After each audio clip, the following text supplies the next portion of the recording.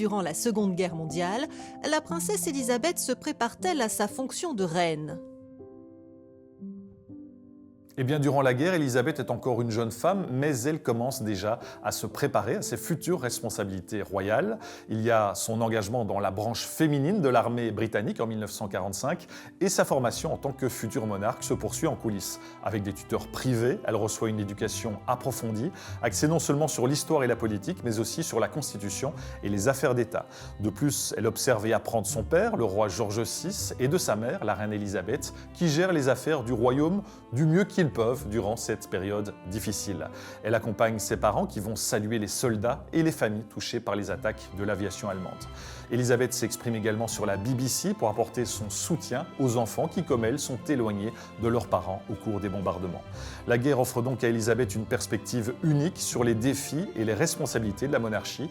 L'adolescente mesure l'impact de la guerre sur son peuple et l'importance du rôle de la famille royale dans le soutien moral de la nation.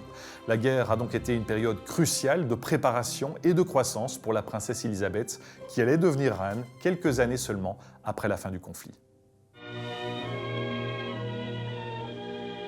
Hey, there goes one of those petticoat soldiers now. Yeah. My sister wants to join the wax. What do you think of that? She's crazy. What the devil's a woman want to be a soldier for? Just a waste of time. This is a man's war. What sort of jobs can they do? What sort of jobs can we do? Take a look, mister. X-ray technicians, inspectors of army meat, teachers schooling our soldiers, wax or classification experts, assignment interviewers. So this is a man's war, is it? Wax are at work on every sort of army vehicle, doing every sort of motor transport job, testing walkie-talkies, testing radio tubes. Those are just a few of the jobs they do. There are 239 more. Hey, you two armchair generals on the porch, here's something more for you to think about. Listen. General Eisenhower said, "In many jobs, wax do the work of two men. The Army needs and can use all it can get." And listen to the women of the United Nations. They too have some ideas on the subject. The English with their calm courage, the stalwart women of heroic Russia, the Canadian and Australian women, the women of China with their undying fortitude, and tens of thousands of American wax. What are their ideas on the subject? Listen.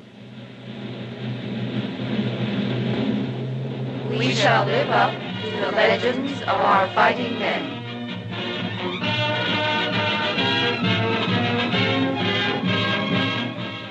Where did these thousands come from? Where will the United States Army get thousands more? Thousands to back up manpower for battle abroad. Who are the women who will help retain the needed manpower for the production battle at home? Who are the women who will help fight our country's war? It's Mary Jones, Jane Doe.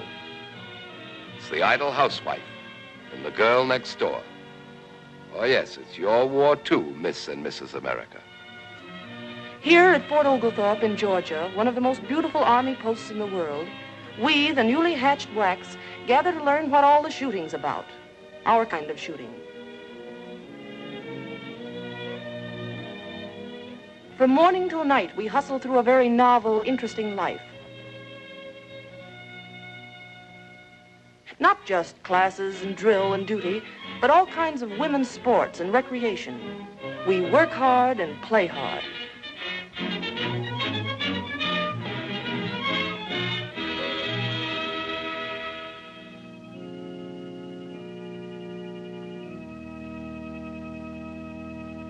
We learn that the Army's privileges as well as its hardships are ours.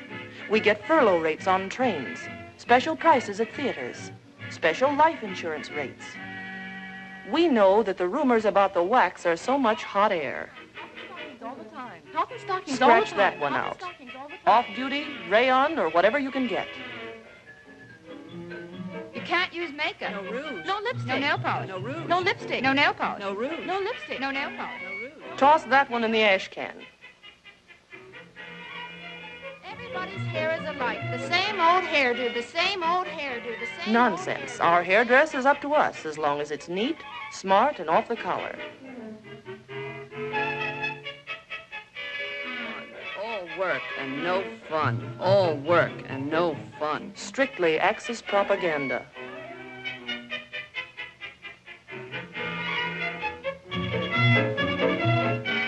From WAC training centers at Fort Oglethorpe and at Des Moines, WACs go forth to army posts, camps, specialist schools, air bases, to every part of the United States. Savannah, St. Louis, Newport, Baton Rouge, Seattle, Santa Barbara. To Washington, our nation's capital, come hundreds of WACs, many to be stationed in the famous Pentagon building and attached to the combined chiefs of staff.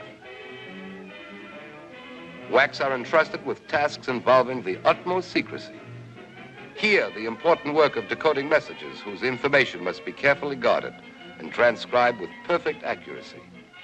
At Aberdeen Proving Grounds, valuable men have been released for combat duty by WACs, inspecting mammoth tanks, computing ordnance firing tables for the light, accurate American carbines, the carbines that have canceled the effectiveness of many a Nazi and many a Jap.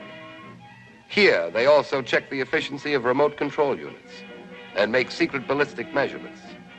These are just a few of the important and interesting jobs done by WACs. At air bases here and overseas, women soldiers perform over 25 technical jobs. War jobs now, but civilian careers later on. We are in the machine shop, in the repair shop. We rig the parachute. We guide our flyers home. Altitude 5,000 feet, 5000. Request landing instructions.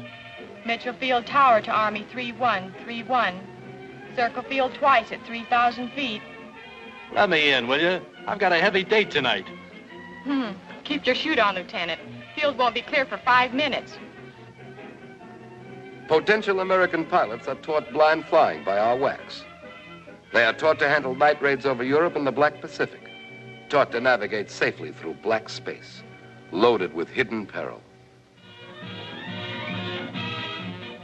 Thousands of WACs volunteer for overseas duty, eager to serve in the actual theater of operations, the goal toward which they've worked and trained.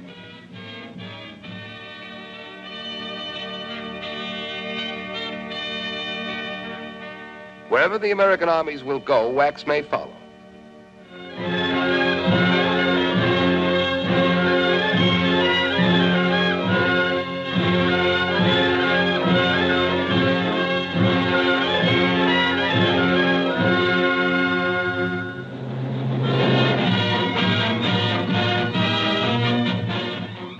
Women have proven their definite value in England, in North Africa, in Algiers, in New Caledonia, India, and Egypt. Every WAC making the war shorter by a month, a week, a day, a minute. Yes, wherever the American armies will go, WACs may follow. To Berlin and Tokyo, too. Ladies and gentlemen, General Marshall. The Women's Army Corps is an integral part of the Army of the United States, and its members, who are soldiers in every sense of the word, perform a full military part in this war. There are hundreds of important Army jobs which women can perform as effectively as men. In fact, we find that they can do some of these jobs much better than the men. As more and more American soldiers engage the enemy in combat, women must replace them at overseas bases and at posts in this country. In view of the urgency of the situation, enlistment in the military service should take precedence, in my opinion, over any other responsibility except imperative family obligation.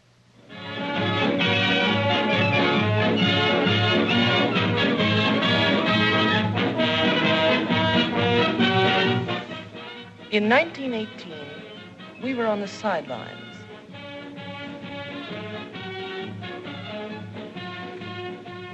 When the war has been won, the women in the Army will march shoulder to shoulder with the men in the great victory parades that will celebrate the return of peace to the world.